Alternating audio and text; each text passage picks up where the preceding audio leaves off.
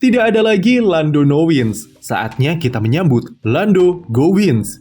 Akhirnya setelah penantian panjang 110 balapan selama 6 tahun dan berbagai cobaan yang menerpanya, Lando Norris berhasil meraih kemenangan perdananya di F1 pada balapan GP Miami yang berlangsung hari Senin subuh tadi. Norris berhasil terlepas dari traumanya akan Sochi tahun 2021 dan mengeksekusi peluang yang ia dapat hari ini untuk bisa memaksa lagu Vielmus libur lagi dan kembali mengkumandangkan lagi kebangsaan Inggris, God Save the King, yang sudah absen selama 1 tahun lebih. Kemenangan Lando Norris tidak datang jatuh dari langit begitu saja. Norris tampil gila sepanjang balapan GP Miami, dan lagi-lagi dia menunjukkan siapa dirinya di F1 sebagai salah satu talenta terbaik di grid saat ini. Race pada awalnya berjalan kurang begitu mulus bagi Norris karena dia sempat kehilangan satu posisi dan turun ke posisi ke-6 setelah disalip oleh rekan setimnya sendiri, Oscar Piastri, yang melesat ke 3 besar setelah start. Tapi Norris memilih bermain sabar setelah itu dengan menghemat bannya dan menjaga jarak dengan Sergio Perez yang buat start buruk. Kecepatan McLaren saat balapan kemarin sudah menunjukkan tanda-tanda positif sejak awal, karena Piastri tanpa diduga-duga mampu menyalip Charles Leclerc pada lap keempat. Dari situ McLaren sudah tahu jika mereka punya kecepatan yang cukup kompetitif untuk bisa melawan Ferrari dan strategi apa yang harus mereka terapkan supaya pembalapnya bisa finish di depan mereka. Secara perlahan tapi pasti, Lando Norris mulai membangun race pace-nya yang semakin kencang dari satu lap ke lap berikutnya, sampai kemudian dia bisa menempel ketat Sergio Perez di posisi kelima. Dari sinilah balapan McLaren mulai menyala, dan peluang mereka untuk bisa mencuri podium dari Ferrari semakin besar.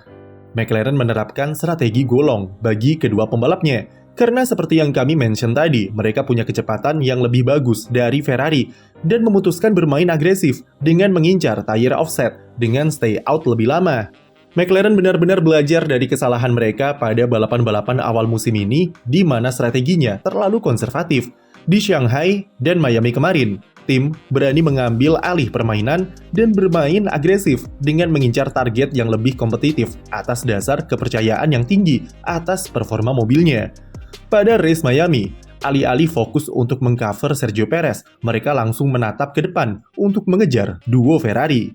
Strategi golong berjalan sangat baik bagi McLaren, terutama di sisi Lando Norris, di mana meskipun ban mediumnya sudah berusia 24 lap, tapi dia malah semakin kencang dan terus-menerus mencetak fastest lap, serta memangkas gapnya dengan Carlos Sainz. Sampai kemudian usaha McLaren dengan strateginya dan kecepatan luar biasa dari Norris membuahkan hasil dengan keberuntungan yang datang di waktu yang tepat.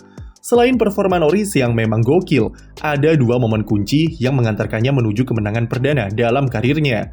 Pertama yaitu momen ketika Max Verstappen menabrak Kun atau Bollard di chicane tikungan 15. Bollard tersebut terbawa mobil Verstappen sebelum kemudian terlempar di lurusan setelah exit tikungan 16. Karena Bollardnya menggelinding di tengah trek dan bisa membahayakan, virtual safety car akhirnya diberlakukan supaya petugas marshal bisa mengambilnya. Tetapi karena periode VSC itu terlalu pendek, Max Verstappen tidak bisa memanfaatkan atau melewatkan kesempatan tersebut untuk mendapat pit stop gratisan yang bisa membuatnya memangkas waktu yang hilang di pit lane dari pembalap lain. Momen ini kemudian bisa dibilang cukup berpengaruh terhadap apa yang terjadi selanjutnya di balapan GP Miami. Beberapa lap setelah itu, Logan Sargeant dan Kevin Magnussen terlibat insiden di tikungan ketiga. Magnussen menyenggol mobil Sargeant dan membuat sang pembalap Akamsi itu gagal finish di balapan kandangnya, sekaligus memicu safety car keluar. Safety car tersebut keluar di saat Lando Norris memimpin balapan dan belum melakukan pit stop berkat strategi golong dari McLaren tadi. Inilah momen kedua yang jadi kunci bagi Norris dalam meraih kemenangannya di Miami. Safety car membuat pembalap Inggris tersebut mendapatkan voucher pit stop gratisan tanpa harus kehilangan waktu di pit lane. Hal itu otomatis menjadikan Norris sebagai pemimpin balapan setelah pit stop saat safety car dengan Max Verstappen di belakangnya. Dan yang paling penting adalah ban hard baru yang dipakai Norris lebih segar 8 lap dari ban hard yang dipakai oleh Verstappen. Hasilnya setelah restart dan safety car usai, Norris mampu menjauh dari kejaran pembalap Belanda itu, di mana dia malah semakin ngacir di depan dengan rentetan fastest lap yang ia cetak. Kecepatannya yang konsisten dengan memanfaatkan keunggulan ban itulah yang kemudian berbuah manis, di mana Norris finish 7,6 detik di depan Verstappen untuk raih kemenangan pertamanya di F1. Norris adalah gambaran nyata dari seorang pembalap yang tidak menyerah dengan mimpinya dan tetap percaya dengan apa yang ia punya saat ini akan mengantarkannya meraih mimpi itu. Mentalnya berulang kali jatuh bangun dengan kondisi penuh tekanan di F1, tapi itu tidak menghalanginya untuk selalu menampilkan performa terbaik di setiap akhir pekan. Kemenangan di Miami menjawab semua keraguan publik akan dirinya dan menjawab kepercayaan besarnya kepada McLaren yang sudah jadi rumah baginya sejak awal berkarir di F1. Kemenangan di Miami menuntaskan semua dahaga yang ia rasakan selama ini dan melepaskan semua beban yang ada di pundaknya. Dan yang terpenting adalah kemenangan di Miami adalah statement tegas dari McLaren jika mereka sudah bukan lagi tim papan tengah dan sudah layak untuk kembali sebagai tim papan atas. Apalagi ini semua mereka raih bukan serta-merta karena keberuntungan saja. Tapi McLaren memang sudah mendesain semuanya dengan rapi sejak tim pertama kali datang ke Miami dengan perombakan besar-besaran yang mereka pasang di mobil MCL38. McLaren mengeluarkan banyak sekali update di mobilnya yang bisa dibilang merata dari sayap depan sampai sayap belakang. Tapi 3 yang menurut kami paling berpengaruh adalah di bagian floor body, side pod, dan beam wing. Ketiga upgrade tersebut membuat McLaren selain memiliki downforce yang lebih besar untuk melibas tikungan-tikungan yang bervariatif di Miami, tetapi juga meningkatkan efisiensi aerodinamika dari MCL38 yang lebih kencang di lurusan. Dan menurut kami, efisiensi aerodinamika merupakan kepingan puzzle yang akhirnya berhasil ditemukan dan dipasang oleh McLaren, mengingat itulah masalah yang membuat potensi di mobilnya selama ini tertutupi. Terbukti dengan drag yang lebih kecil, McLaren jadi lebih licin di lurusan dan membuat Charles Leclerc frustrasi karena tidak bisa menyalip Oscar Piastri serta membantu Lando Norris menjauh dari kejaran Max Verstappen setelah restart safety car.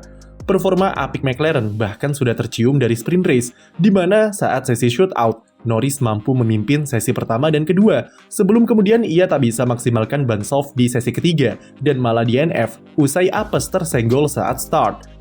Yang jelas kemenangan Norris memang ada faktor keberuntungan yang bermain, tapi jika dilihat secara garis besar, maka faktor hoki itu mungkin cuma hanya sekian persen saja dari keseluruhan ikhtiar yang diberikan oleh McLaren serta Norris yang memang gokil sepanjang akhir pekan. Red Bull harus diakui memang sedikit off-perform selama GP Miami. Kondisi aspal track yang licin dan suhu yang panas membuat RB20 tidak tampil sesuperior biasanya. Bahkan Max Verstappen sudah mengakui itu jika Miami bukanlah sirkuit yang begitu oke bagi mobilnya dengan karakteristik yang sulit ditebak dan sulitnya mengoptimalkan performa ban di sana.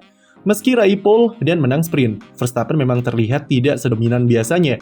Di stint pertama saja, gap Verstappen dengan Piastri tidak sampai lebih dari 5 detik dan kesalahannya dengan menabrak Bollard di siken tikungan 15 sepertinya memang menggambarkan kalau betapa kesulitannya Red Bull di Miami. Saat start, bahkan Verstappen nyaris saja diseruduk oleh rekan setimnya sendiri, Sergio Perez, yang buat kesalahan saat mengerem dan membuatnya terlempar ke posisi kelima.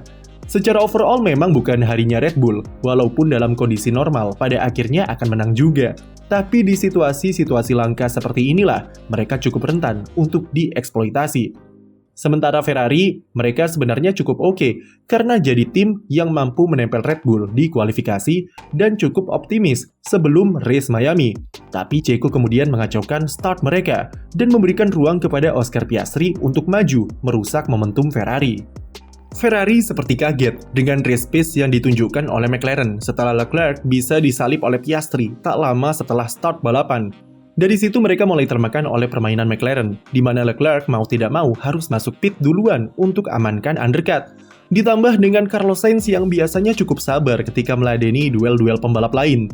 Tadi di Miami, dia cukup emosional dan gerusak-gerusuk dengan manuvernya yang malah menyenggol sayap depan Piastri dan membuat pembalap McLaren itu terjun bebas ke urutan 13 saat finish. Setidaknya Charles Leclerc bisa amankan podium ketiga dan Frederick Vasseur berjanji merespon penampilan McLaren ini dengan upgrade besar-besaran yang akan dikeluarkan di GP Imola 2 pekan mendatang, di mana ia sesumbar itu bisa membawa Ferrari ke jalur kemenangan. Finish di posisi ke-6 ada Lewis Hamilton yang jalani race yang cukup oke dengan beberapa manuvernya sepanjang balapan, terutama ketika meladeni duel dengan Nico Hülkenberg dan Yuki Tsunoda. Manuvernya itu seperti ajang balas dendam atas rasa frustrasinya ketika digocek kanan-kiri oleh aksi ugal-ugalan dari Kevin Magnussen saat sprint race. Di belakangnya ada Yuki Tsunoda yang lagi-lagi tampilkan performa luar biasa bersama Racing Bulls dengan finish di posisi ke-7. Dan dia berhasil naik ke 10 besar klasemen pembalap dengan total koleksi 14 poin. Posisi ke-8 dihuni oleh George Russell yang kemudian disusul oleh Fernando Alonso dan ditutup oleh Esteban Ocon yang akhirnya berhasil membungkam mulut admin F1 Split dengan meraih poin perdana Alpine musim ini. Jadi momen apa yang jadi favorit kalian dari balapan subuh tadi? Atau malah ketiduran dan tidak nonton? Tulis di komentar dan jangan lupa beri like dan subscribe untuk konten F1 lainnya.